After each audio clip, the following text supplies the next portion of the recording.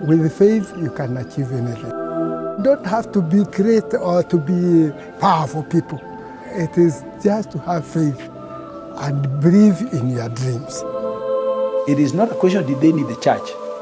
Maybe the question is, were they going to make it? So for me, this church is home.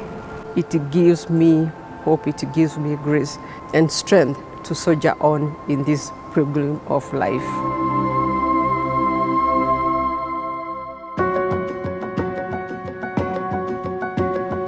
This area has grown tremendously, from Garden Estate to Dome to Marurui.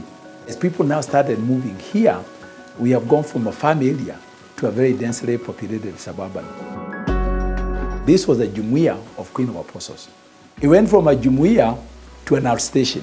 Those days, there was a charge of where Christians were assembled for masses, for their meetings, and generally for their gatherings that are spiritual, like celebrating masses and what have you.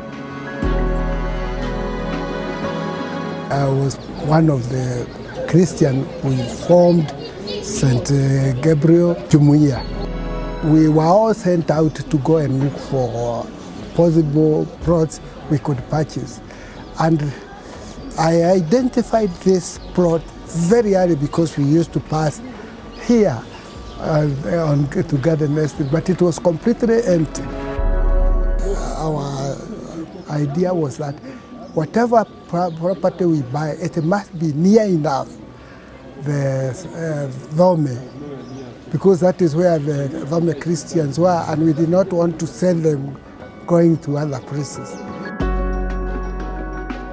When we met with the Indian who was selling this plot, I was asked to pay 25 million. And when we asked to pay 25 million for the plot, we could only afford 10.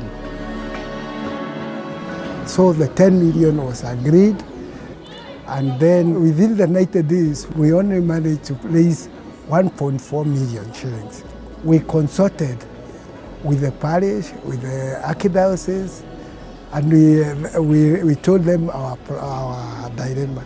So they actually, the archdiocese agreed to grant us 3 million shillings. The parish and also archdiocese, they gave us a soft loan of 4.6 million shillings. So by 2nd July of 2008, we were able to complete the transaction. By September 2008, the title was out. So I mobilized the funds from the members, and it wasn't the easiest job. That is where I was very unpopular, because I came up with a figure of 85,000. I picked the figure from a division of 5.5 million. We thought that is the money we required to buy the plot. We divided by a number from there, about 200, and I came up with a figure of 85,000.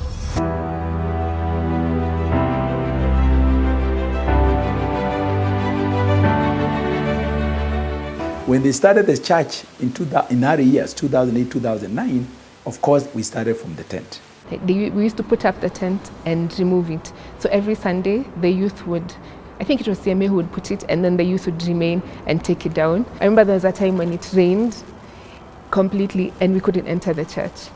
And we had to be transported by a pickup. When we decided to have mass taking place here, we used to donate items, like even altar. We used to bring tables from our homes. We used to bring even crucifix and baskets for offertory.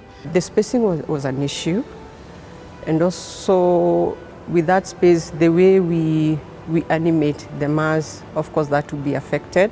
And also looking at the infrastructure of the tent, you find if it's raining, then we are there with the rains and with the winds. And then also when it's too hot, it was also an issue. And therefore, as a priest, also you are somehow squeezed, and even the size of the altar, where you are placing the main celebrant and the altar server's chair, it was kind of squeezed, all things crammed together because of the size of the tent.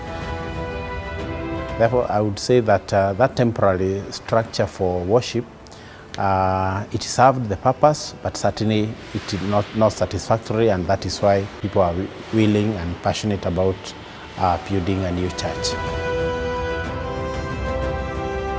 What brought us here is the fact that we wanted to be futuristic. We were very particularly keen to see a church that will have the size that will fit the neighborhood work, because this is an estate that was coming up. So we were so keen to grow to that level. So the bigger the building, the better. What started in 2009 is what you're seeing here today, a magnificent church with 3 levels, and with some social area in terms of the meeting rooms, sacristy, in terms of adoration chapel. We have a PMC, youth ministry, and we have meeting areas and a conference hall.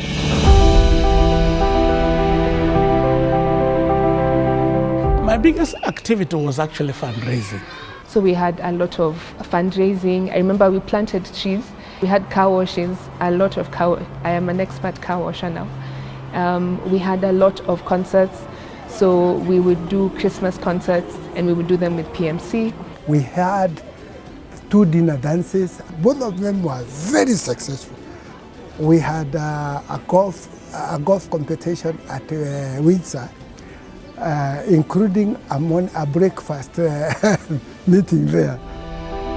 Then we had walks from here around to Kiambu Road back. I am a member of CWA. We are quite a number in this church. We are almost 150 ladies, and we played a big role in even buying the benches, contributing time of Harambe, and we usually reach our target. I remember a time where we used to print brick-like structures on a piece of paper and cut them out, and one was going for 50, and we had the motto, buy a brick. When we identified the architect, the idea was to have a concept of a church that would be unique in itself, but embrace the traditional values as well as Christian values. St. Gabriel's is archangel. So the front shows the face of St. Gabriel. And the architect said, an archangel is not an ordinary angel, so it has to be momentum. It has to be high. The north wing and the south wing represents the wings of the angel. And now, the shape of the head had to be like that. The groundbreaking here was one of the biggest challenge because of the fact that this place was meshy. We needed to excavate deep enough. I can tell you for a fact that the foundation of this church are very strong. So the soil was leveled. We brought in maram, we brought in hardcore. It was compacted, and then we suspended this floor. There is a lot of steel work here. Now the other challenge we had was from the second gallery to get to the roof. Why? Because of the height. Remember, it is 44 meters. So hiring that machine to bring, to concrete those things there, the columns you see on top, was not an easy thing. But we didn't have a choice. They stayed here for a while, very expensive exercise, but we managed to do the ring beams that you are seeing. And we did this roof not within the time we had anticipated. It took a little longer. Then when it is fitted like this, the engineer says, no, you have put in the wrong place, so it has to be changed. Trouble. But they struggled with the roof until they fixed it. As far as construction of this church, the windows were the most challenging. Now, these windows are special. Why are they special? We are talking of 2 windows. 2 leaves of windows, each 5 millimeter, 5 millimeter. And in between, you have a lamination. They are extremely heavy. You throw a stone, they won't break. And, They proved to be very expensive. And at the design level with the liturgical team, we were able to come up with a very good design. Whatever has been done in this church is intentional. It is based on theology. It is to enhance worship.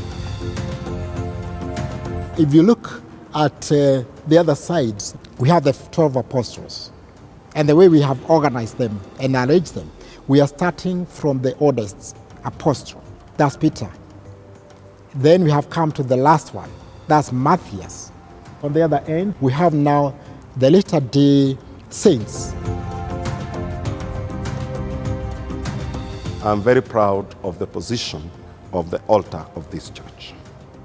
And the reason being, we were very quick to do the galleries. We had not thought through about the positioning of this altar. I can tell you for a fact that it was demolished more than 4 times. But we wanted everyone who comes to this church to have a general view and a good view of the altar, or what is happening at the altar. I can say that the altar symbolizes Christ himself. And when you look at the altar, there are two altars here. We have the main altar there, where Christ is sacrificed. And then we have the smaller altar called the Abel, where the word of God is proclaimed. And these two form the main altars. And also the tabernacle, the marble around the tabernacle, it really shows that we have given God the best. In terms of the confession, we have those confessionals, and therefore the church in its wisdom has put up these physical structures for people to be comfortable when they do their confession.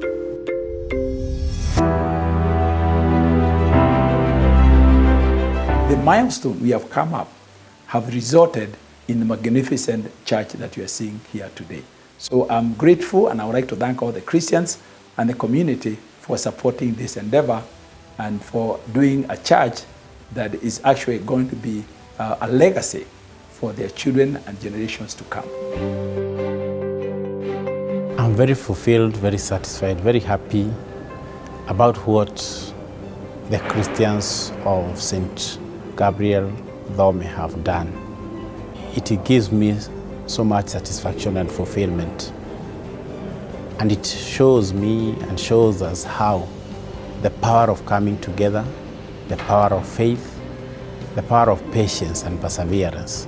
So this is what we preach. This is what the Word of God encourages us to do, to persevere, to be patient, to serve the Lord with gladness. And I have seen that in this church.